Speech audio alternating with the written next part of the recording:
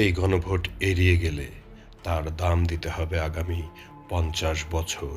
গণভোটে হ্যাঁ একটা ভবিষ্যৎ, জাতির ভবিষ্যৎ।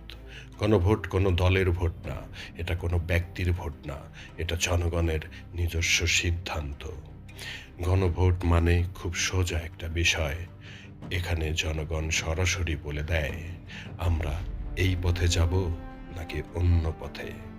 গণভোটে হ্যাঁ বলা মানে জনগণের ক্ষমতা আরও শক্ত করা, রাষ্ট্র পরিচালনায় জবাবদিহি নিশ্চিত করা, ভবিষ্যতের জন্য একটি পরিষ্কার দিক নির্দেশনা, সিদ্ধান্ত নেওয়ার অধিকার জনগণের হাতে রাখা।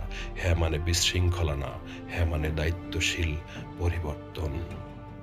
আপনি গণভোটে হ্যাঁ বা না যেটাই দিন না কেন আপনাকে কেউ প্রশ্ন করতে আসবে না, কারণ আপনি নিজেই অধিকার ছেড়ে দিলেন।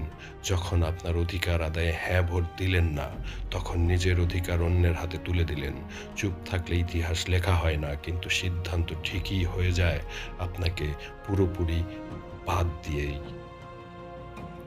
ইতিহাস বারবার দেখিয়েছে যখন জনগণ কথা বলেছে তখন পরিবর্তন এসেছে, আর যখন জনগণ চুপ থেকেছে তখন সিদ্ধান্ত হয়েছে পুরোটাই তাদের বিপক্ষে। এই গণভোটটা শুধু আপনার জন্য না, এটা আপনার সন্তানের ভবিষ্যতের জন্যও।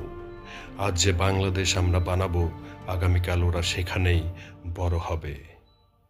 আপনি কি চান তখন ওরা প্রশ্ন করুক, তোমরা আমাদের জন্য তখন কি করেছিলে? তাই আসুন গণভোটে হ্যাঁ বলি, পরিবর্তনের জন্য হ্যাঁ বলি।